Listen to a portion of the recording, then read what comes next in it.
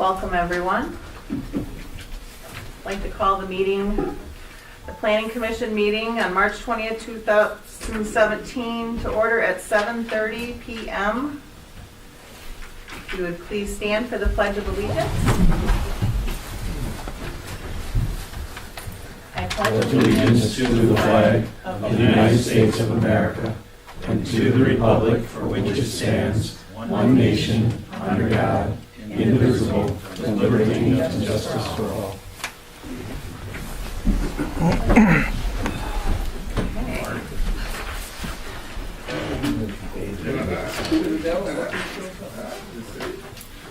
See what happens here. Leave the door open. The farmer. Mr. Secretary, if you'd like to take roll call, please. Okay, let's take roll call. Was that the gentleman farmer you were talking Mr. about? Khan. Gentleman farmer? Here. Oh, Mr. Whitaker, yeah. I thought I seen Mark Fernandez. His old one's on.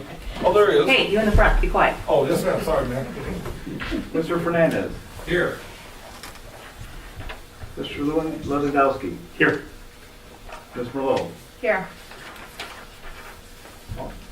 Here. I'm here. That's your name. Who's I? It's Pam here. Pam's here. Hey, Jethro. Pam? Yes. Oh, yeah. Okay, sorry. Bruce Reed here. Dan Begary. Here. That's anybody? Oh, yes. Yes, I got this. Sorry, I did something. Try to do it alphabetically. Let's move on. Here. Okay, everyone is here. Thank you. Approval of the agenda. Make a motion to approve the agenda for March 20th, I'll second the 2007. That was done yet, that's okay. Oh, okay. 2017. Oh, okay. Second it. All those in favor of approving the agenda as submitted, please say aye. Aye. Opposed? None. The agenda passes. Number 5, public comment. Oh, holy moly. Going once? Okay. Public comment, none. New business items. Master plan, 10.02 Salem Hamlet. Mr. Montagno, would you like to go over your review? Sure. So I guess this isn't technically new business, it's new business for this year. Because you all have obviously worked on this before, and so what we have is previously part 10 of the master plan. The existing adopted master plan includes both special land use areas, one being the hamlet and one being the utility service district, or the urban service district, excuse me. So just like with the urban service districts, you asked me to take a look at the hamlet and kind of do a review and analysis of what you had done. By and large, the part 11 that you all worked on, I think back around this time of last year, is in some ways kind of a reorganization of the existing language that's in the master plan. So there are lots of good pieces in there. I think that we probably have the opportunity to refine that a bit. But before I want to jump in and make any assumptions about what you all want to do with this, there are a number of items that I think are appropriate to discuss. And so that's basically what this memo identifies is, the 6 or 10 items that I think are probably important to, just from my basic understanding from having been around the township for a little while and having spoken to you all for better part of a year now, is kind of this idea that we want to maintain maintain the existing character of the area, but help to kind of increase the vibrancy and see how we can get maybe more people on the street, ensure that the businesses that are here are viable and able to continue, and maybe even encourage some other like kind of businesses that would support the neighborhood feel, the village feel that already exists here. And so I identified a number of these things, and I'll just kind of go through each of them briefly.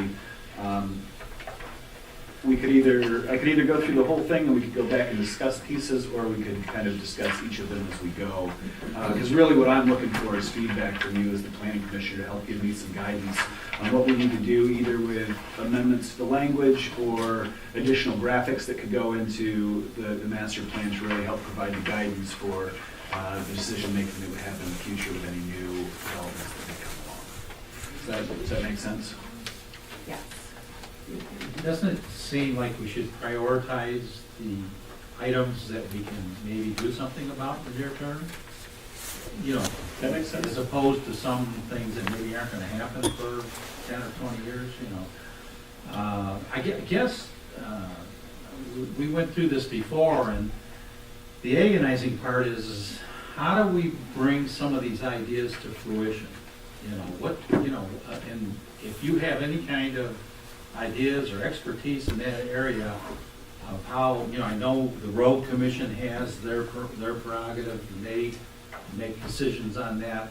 How do we influence them, say we want to do whatever to the road? We're talking about fencing, we're talking about shrubbery, we're talking about benches, you know. All those issues would really beautify and really identify the hamlet more as a hamlet. Also, the speed limit entering into the hamlet, those kind of issues, I kind of see as near term, you know, that we could do some things like that. Also encouraging some of the property owners, maybe that we could get some uniformity in you know, for the, you know, aesthetic value of the hamlet. But I guess trying to focus on how can we make some of these things happen, and can we focus on the things that we can make happen?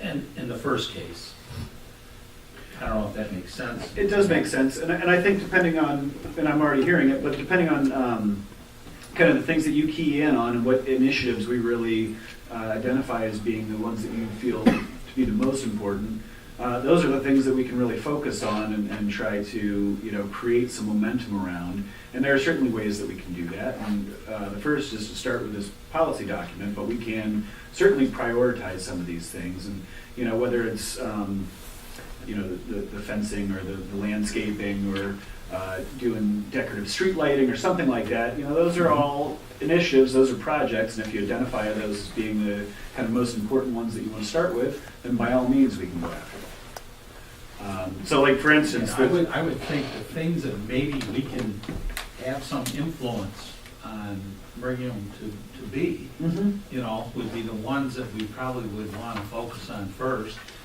And then those that are down the road a little bit, we focus on second, third, or fourth. Sure. Prioritize them as far as the ability, you know, to really make those things, you know, come into being. So, and I think the first example we have here is in a lot of ways in line with what you're talking about, doing like a sign or an entry feature on either end of 6 Mile at the gateways to the community. And, you know, enhancing your gateways is something that many communities really try to do, whether it be at the boundaries of a city or a township or at the edge of a village, to say, okay, you're now entering a place. This is a unique place, and, you know, recognize that, and, you know, doing something with that more than just a sign, like, you know, established at whatever date. You can do some landscaping, you can do, Light fixtures make a difference, you know, that Yep. a lot of times, you know, you're entering into a little hamlet or whatever, you notice that the light fixtures are different. You know? right, and you would have uniformity throughout Yeah, the right. length of the road so that you can tell. And these are all elements of placemaking, right? So, I mean, the beauty is we already have a great start here. This is a place. I mean, it's a unique area. But you know, enhancing that vibrancy, I think, can be done through some of these things that you've just mentioned. I also, the second point that I mentioned here is enhanced focal points. And so there are a number of reasons that folks may come into the village besides having a home here. Township Hall, for instance, lots of people do business here every day. So that's one reason to come here. There's, you know, the general store, there's the post office, there's the school. You also have a nice little piece of parkland here. So maybe there are things that we could do with that park that would enhance the park to make that more of a destination. Also thinking about some of the initiatives that are going on regionally larger, there's a lot of momentum around trail initiatives, right? And so these are non-motorized trails, they're recreational trails, and those are very popular amongst the state. There's obviously been initiatives through the governor's office. Washtenaw County works very hard on those things. The county parks and rec department are on board with these. So maybe thinking about this being, the hamlet being a piece or a destination on part of the trail system. So as we look at the trail system, where these trails might go, what they might connect to, maybe there's a branch that connects to the school, to the park, to the Salem Farms, you know, the piece of land owned by the township that's being developed for trails. So there are a couple of things that we could do there that would start to tie these in and maybe create some reasons for folks to ride their bikes down here. You put some bike blockers, maybe a pavilion. So these are just, I'm kind of throwing out ideas to see if you all take any interest in them. Sure. You know, I think it was mentioned in this document about encouraging some more building, maybe of homes on the western part. You know, attracting boutiques or those type of businesses that kind of really fit the image of the hamlet. You know, maybe a restaurant, I don't know, maybe a farmer's market, maybe we would have, you know, something like that, to draw interest to the hamlet. You know. So yeah, farmers markets are definitely a, kind of a popular item these days. We also have to think about then what that means. Where's the traffic going to be coming from? Where's the traffic going to be going? Where do we park people if you're going to do this? Do you do it once a week or twice a week? Is it on the weekend? Is it during the weekday? I mean, but those are definitely items. And thinking about trying to attract other businesses or boutiques or even new houses within the vacant parcels here in the village. When we talk about placemaking, oftentimes the things that the community can do is invest in a certain area, because that helps then show those folks with private dollars who may also invest that the community is committed, that they're doing things to enhance the area, so that public investment can draw in private Yeah, investment. public investment probably in beautifying, you know, like you say, the entrance, you know, on both ends and, Right. you know.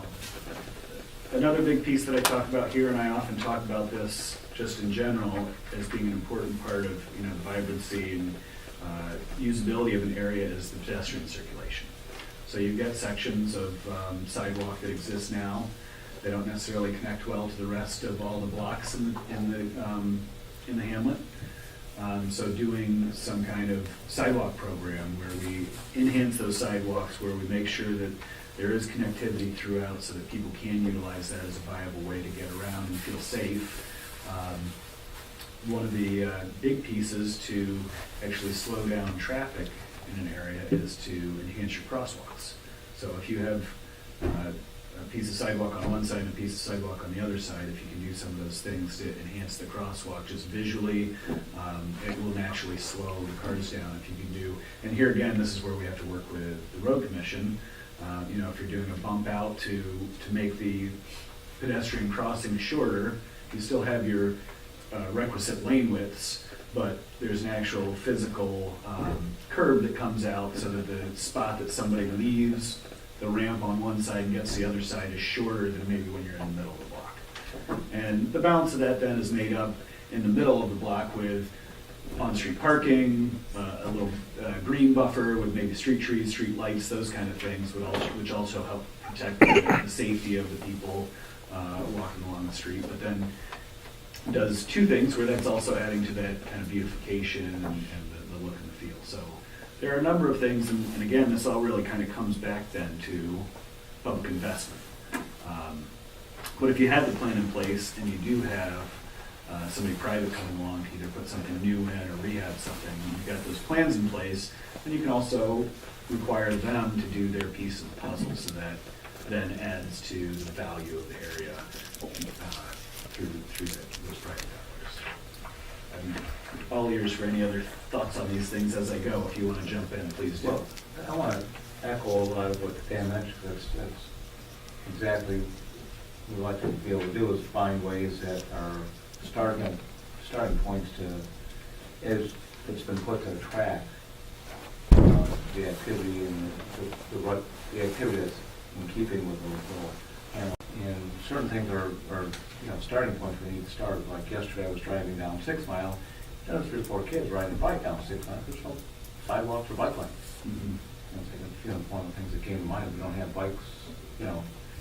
If you're going to have more residents in this area, then we need to have, like you said, sidewalks and bike lanes. One thing I did have a question, I'm going to go back on the Hamlet area definition. I'm not sure if you had a chance to read it. It mentions the western boundary, it mentions the east, the north, south, it doesn't mention the western boundary. It doesn't mention the western I boundary? don't think it does. I didn't necessarily pick up on it. Maybe it's assumed or I'm not reading it correctly.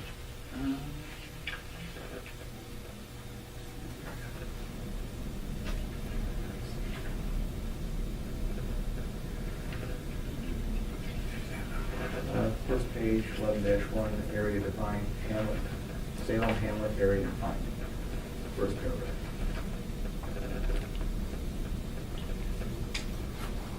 Yeah, that's, I did not pick up on that. That's a good point. But then that is also one of the discussion points is the definition of the boundary. Well, which is the second thing it mentions, like Chubb Road, but, if you look at our zoning map, it's not Chubb Road. But Right. agreeably, that's kind of Curry to Chubb. Right. Isn't that Curry either? It's way this side. No, I know this. It's way this side, stops the other, not too far down past But Leota. in keeping what you're saying, we'd like to try and let people who are entering into an area, it means the traffic control and everything else, signage, traffic control. You want them to, start buffering down, et cetera. And those are entering into a Hamlet village. So, while your entry sign could be just outside or somewhere close to the border, just inside, I think one of the things that we need to think about is what is the ultimate boundary of this district? Currently now, we're bound by the ability to service this area. So, you can only do lots that are the size of the most of the lots in this area if you're servicing them with public water and sewer. So we've got capacity limitations. And I believe that the number of taps and the designed residential equivalent units were designed to fit the area as it's currently defined. And in fact, even though all the taps have not been utilized, we have an infiltration problem in the plant, so that when it rains, we're getting some kind of stormwater infiltration. So ultimately, if we're ever going to see any kind of growth here, controlled growth or otherwise, there has to be some kind of upgrade or fix to that system. There are thoughts that if you bring somebody else in or allow for an expansion, and you've got maybe a developer on the hook to help with that, that's something that could help to bear that cost. So it's not something that's being borne by the community itself. So that's another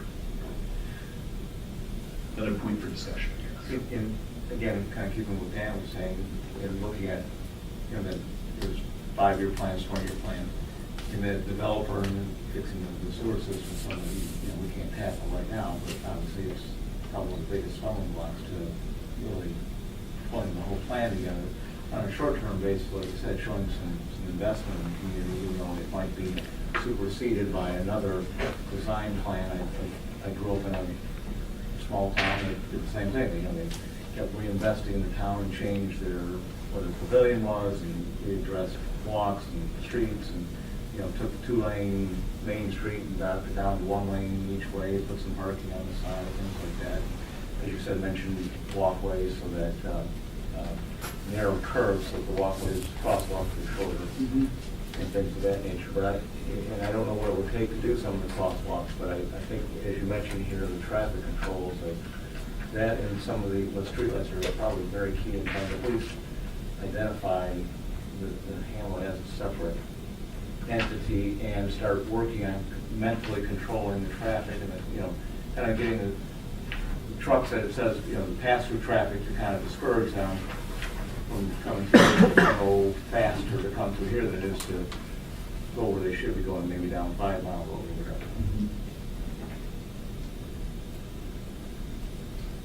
And we discussed a lot of this last time, you know, bushes, signs, lights, curbs, parking, all that stuff.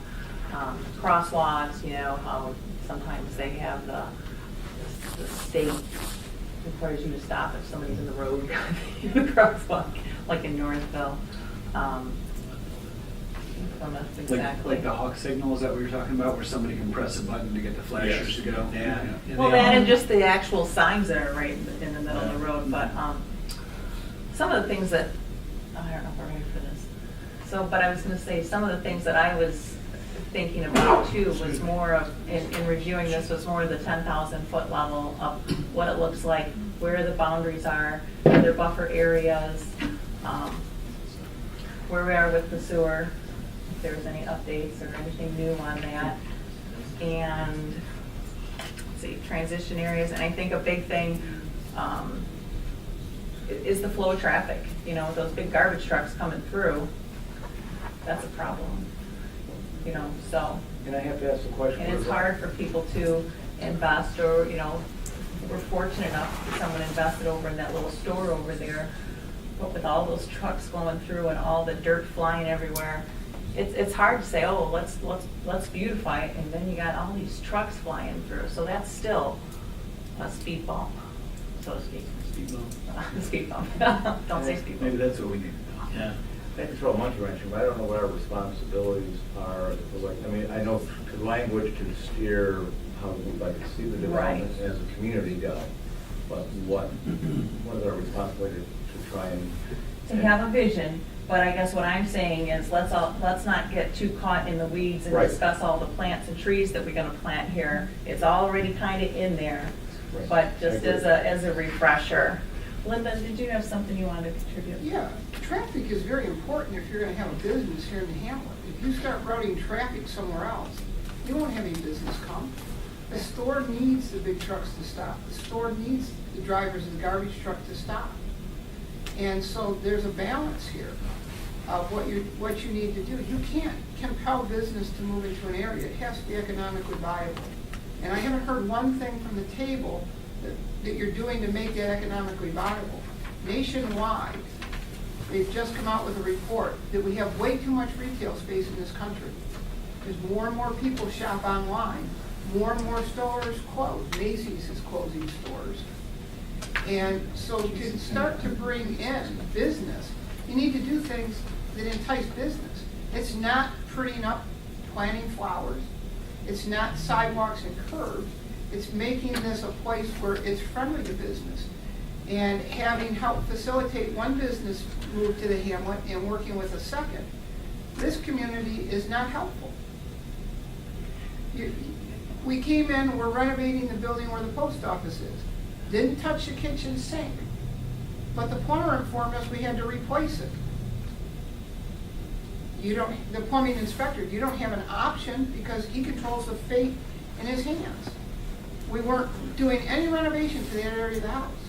And so until this township puts practices into place that attract business, that work with business, all of this is just kind of frosting without anything underneath it. Right, thank you, Linda. And I'm not saying we need to stop the traffic or reroute the traffic. I'm just saying let's look at the higher level of where we are. All kinds of, Linda's right, all kinds of reports came out with JCPenney and retail is just, I forget what they call it, going into the ice age or is becoming the ice age and whatnot. So I just want to say let's. Excuse me, of course, that's not the segment of retail we'd be looking at. That's right, that's right. I know, but. And the segment of retail we'd be looking at would be more to the, and when I say boutique, I don't mean a clothing store. Boutique is size. And if you look at a place like Seagrove, North Carolina, the whole town is built on nothing but pottery. It's one pottery artist after another pottery artist, and it's a destination. And the arts will be what will convert the hamlet. Yeah. And along with the arts, if you look at what happened to Saugatuck, and you look at other artsy communities, and I'm with Under the Radar Michigan, and we know about placemaking, we go all over the state. It's the arts that make the place. And that what follows the arts as that brings in the traffic are the restaurants and the bars. Exactly. But here's the biggie that I say, is what do the residents, tax-paying homeowners and all of the hamlet want to see for their hamlet? It's not our hamlet, it's their hamlet. Yeah, we co-own it. And I'd like to hear more from the residents of the hamlet. What do you folks want to see?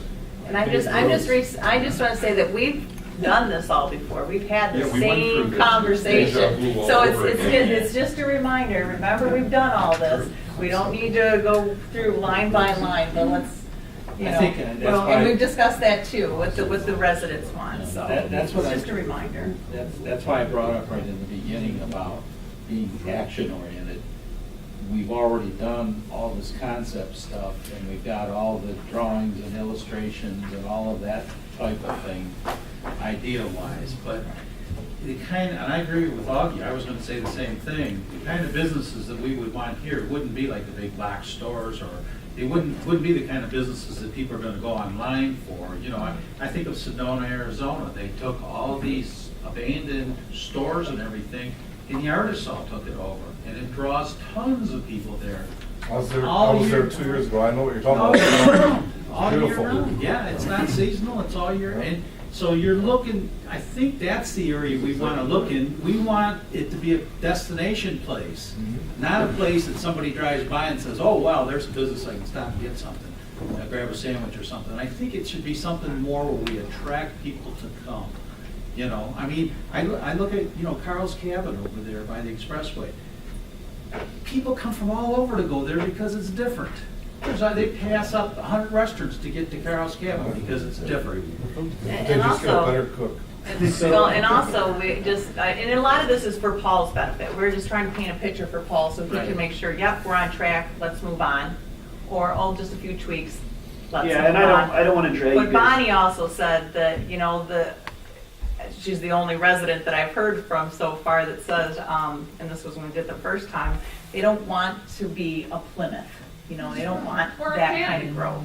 Oh, don't say that word. Or, well, I can't. So, So, yeah, and I appreciate that, and I don't want to drag you guys back through a lot of discussion you've already had, and so far, just this conversation has been good for me. I think that the efforts that we can take, and I recognize that the language is solid.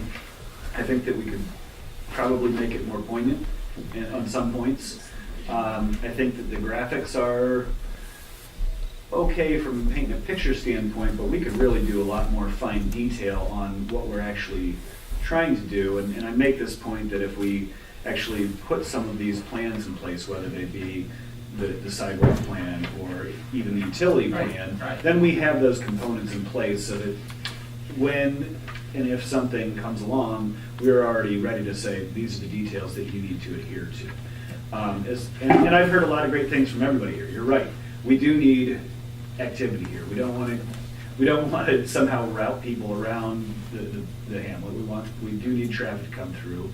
But this idea of we're not going to get chain stores here. We don't want chain stores here. I mean, I think that the idea of doing these enhancements that you talk about really are the kind of things that can help to attract some of those unique little boutique-y shops that might end up being more of a destination point. And that was kind of my point also about, enhancing your focal points that somehow makes this stand apart from someplace else. Dan, I think like what Pam said about the trucks. The trucks, maybe they stop and buy some sandwiches now and everything, but they're a detriment really to what we're trying to accomplish. That isn't the kind of traffic we want. You know, we want pedestrian traffic that's gonna be, patronizing the different establishments that we hope to attract, and beautifying it. The big double tandems bouncing through here like what we do. When you got heavy industrial just a block or two down the road, where you gonna send in trucks? Well, it's an issue. I That's what we don't, wanted to think of, the whole picture and create a balance. Right now, those trucks are the only thing the store has to go on. That's all true. When you So look there'll come at a there's time no, when things evolve that, houses, that many houses in the hamlet that really go to that store. Right. How many of the But local there- people there- go in there? There was talk about rerouting the trucks. So, Sedona, Arizona was mentioned. There's really only one trucks that need to go through there are going down that road, but the design of the community is such that they're going slow through the area. So it's possible to strike a balance. And we don't necessarily need to remove any particular vehicle from the road if they're going the right speed. we're not gonna eat the elephant all at once. Right. Tell it to tell. So, Bonnie, did you have a comment? Yeah, first of all, it's the road commission's job to route the trucks. I don't think we have a say in it, or we didn't the last time this We discussion came we could up. encourage them. We already have. And if you take those off the road like we discussed, but you were talking about making places for artists and stuff like that. 90% of those people, when they get a shop, they'll sell online just like the big box stores. Because it's a much better, it's a bigger market. They don't like, they don't like have little stalls where you go in and you look at all these artist things. They'll sell online faster than anything. I think they do both. Yeah. I can see that. I think people are looking for something to do. They would probably go to a pottery shop or a place to have a coffee or. and that's the thing, something creating like creating that. something unique in this area that gives people an excuse to say, okay, well, what I'm going to do on my Saturday afternoon is I'm going to the Salem Hamlet as opposed to. Go to the farmer's That's market, get entertainment. coffee, Yeah.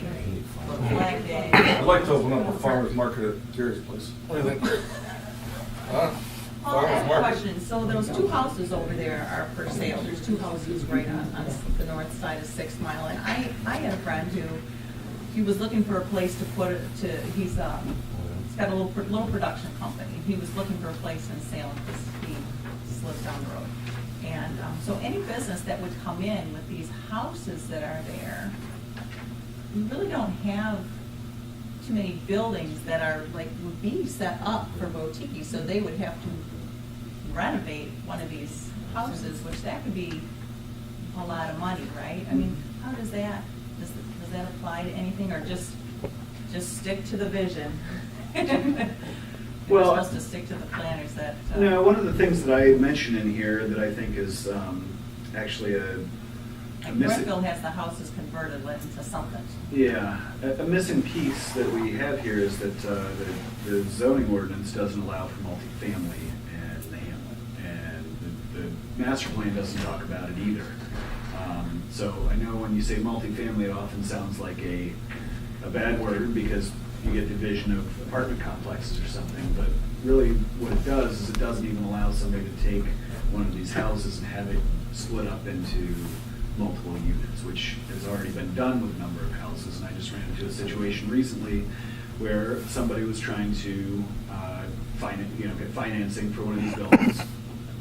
But based on the letter of the law, we could not sign the zoning approval for that because it's not permitted.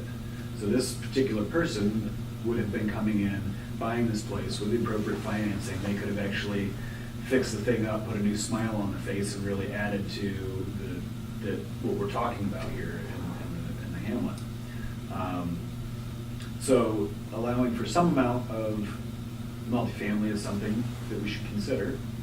A big kind of push nationally lately is this idea of kind of the missing middle housing. I don't know if you've been familiarized with that concept or not, but essentially it's suggesting that on one end we've got very dense apartment complexes, on the other end we have single family homes, and there's really just not a whole lot of stock in the middle that are the kind of townhomes or the duplexes or the stacked flats. And so that's what we have an example of here, are what could be flats or what are flats, but they're not technically permitted because we don't allow for the multifamily in this district. So some allowance for that, and we can put regulations in place that ensure that we're not necessarily going to get apartment complexes if that's something you don't want to see. And we can put design regulations in place to ensure that even if it might be a fourplex as opposed to a single family house, that it still looks very much the same feel, size, character of the existing area.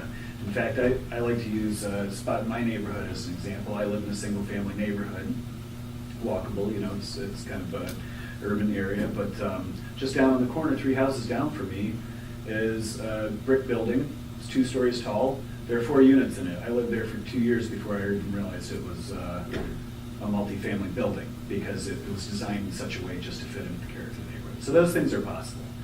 And if that's something you would entertain, I think that that's something that can help with, not only adding a little density, which, increases the kind of feet on the street, et cetera,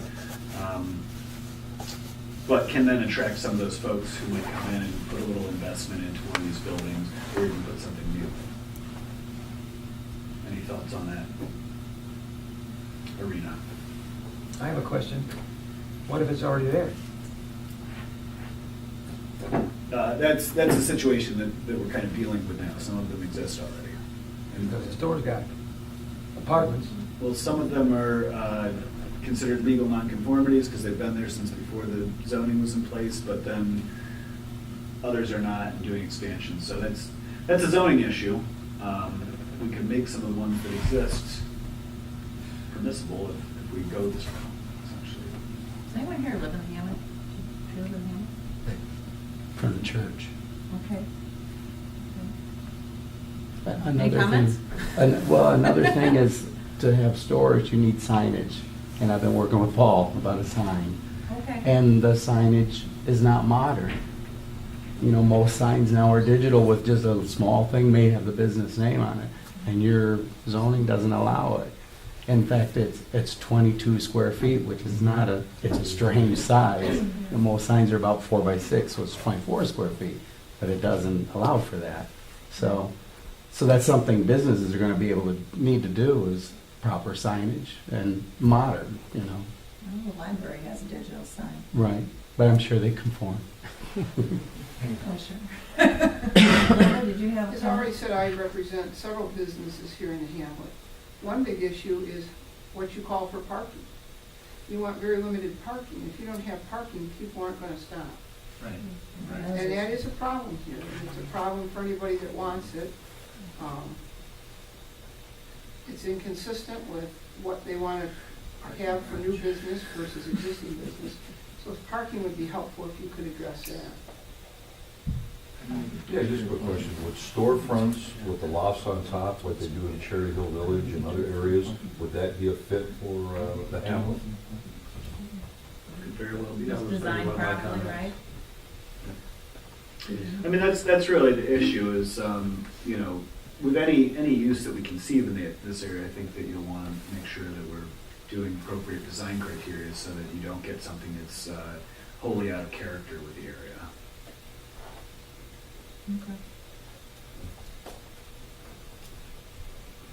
And what about the transition on the outside? I know you provide us with a map that I requested, thank you.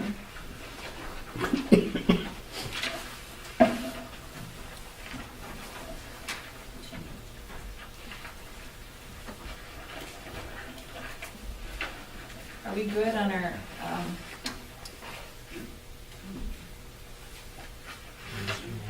we've got the we have industrial area right there. That looks like we have a little bit of a transition right on the outside to, over to Curry.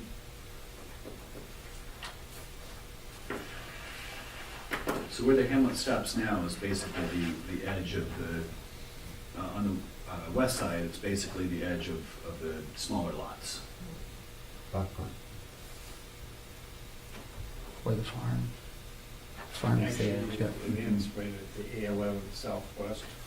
what business do you have? 25 acres there, What that's part of business the is hamlet. The church.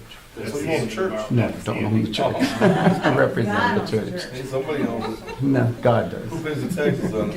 That's not helpful because we don't. We all do. Well, even the south side is the same way. The guy was gonna develop in here with the issue with the sanitation, this thing, everything's on can't do nothing, can't sell any taps, can't do anything with it until that issue is solved.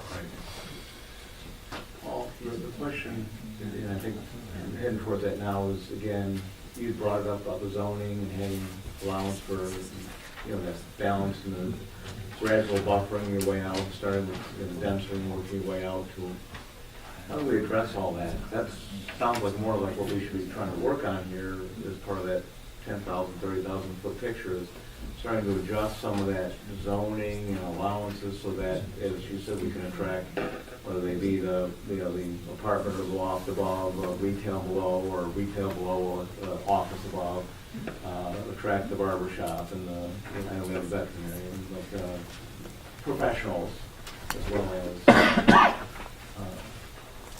specialty retail or the antiques or art or whatever. But it's all about the zoning, I think, and we've got some, things that are not right in our zoning map. I don't know what control we have. We got, as everybody said, we got, heavy industrial right next to residential and right next to, So with the existing land uses, I don't know that there's a lot that you can do about it. I mean, especially the industrial areas that are already developed.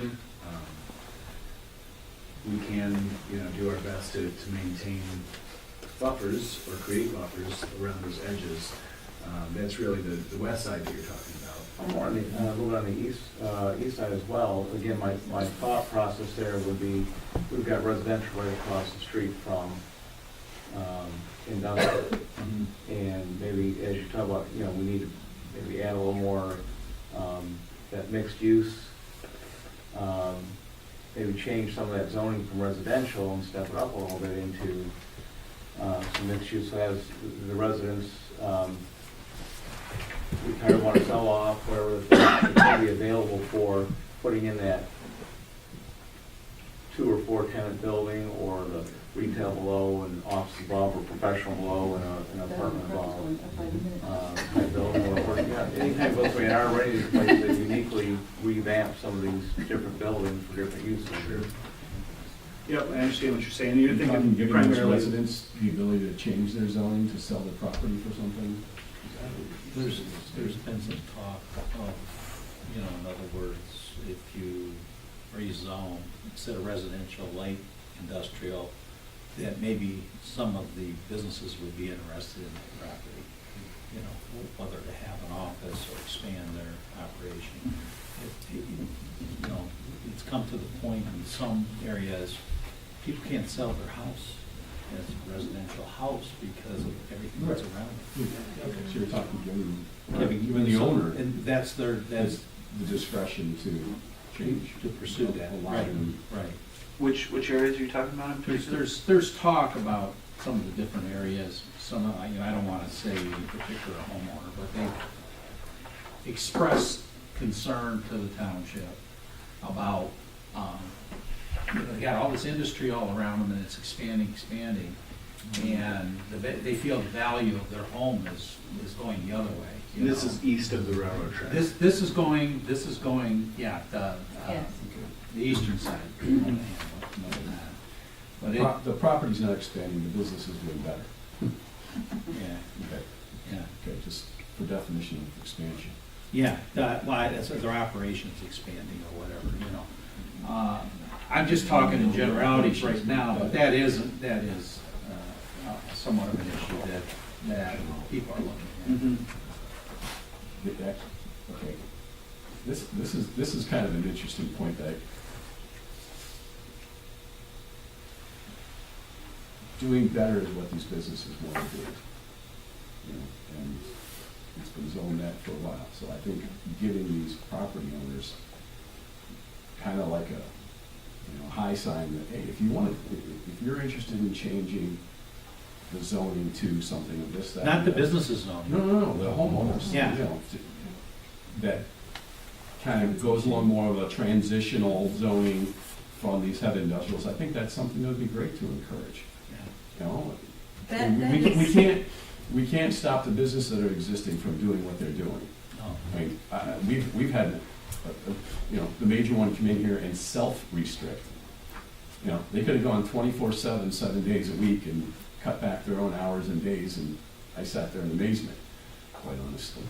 You know, And I appreciate that. You know, yeah, but it's. There's only so much tailgate pounding you can take in one day. Yeah. No, I thought it was great of them to do it. I thought that was actually a really nice community move by them, to just say, hey, you know, I That realize I'm topic, part of this community. I think, is on But I our think- agenda that Paul created, but before we get to that, there needs to be like some homework and research Well, of, you know, the if- actual if we areas s- and impacting.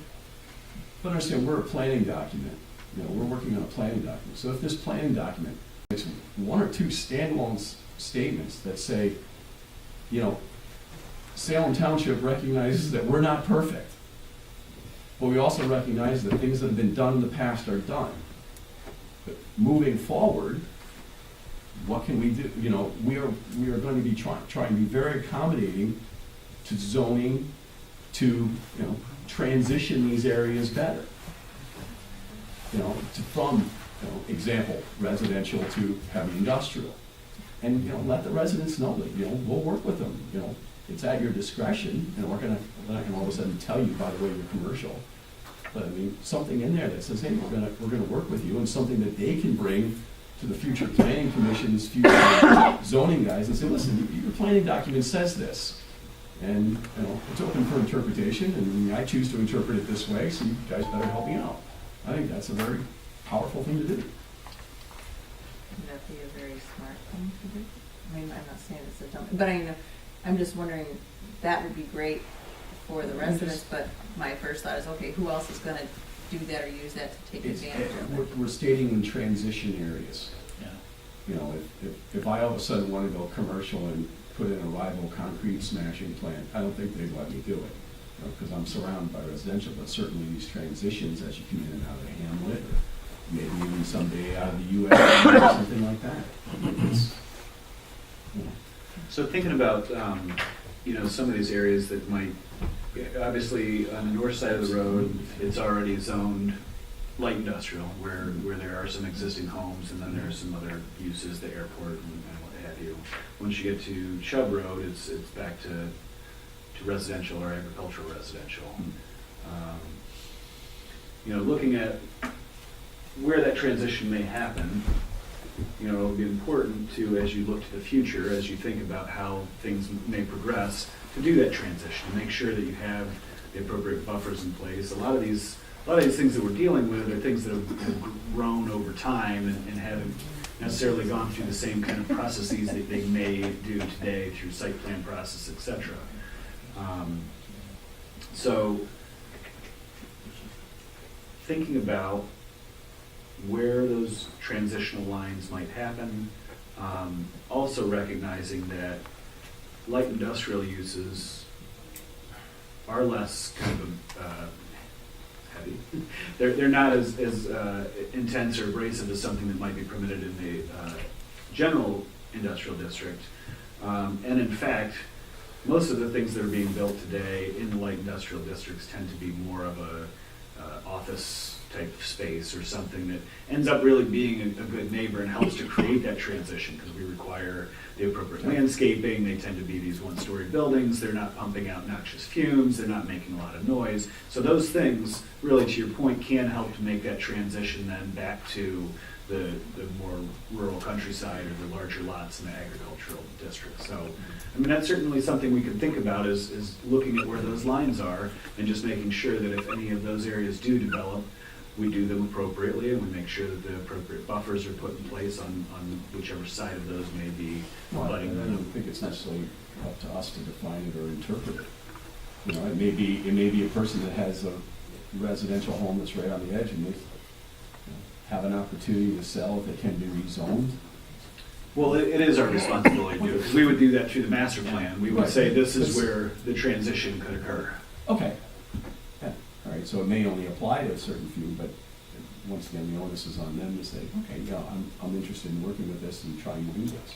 Right. And by no means would we force anybody into a situation like that. It's like you say, it provides the opportunity for that to happen. And then if my point is that if something were to come along that was going to develop there, we now have the opportunity to look at this as a fresh kind of canvas and make sure that they do the development in the right way, and that when, you know, a new use of that nature is done, that you do have a berm or a buffer, landscaping, et cetera.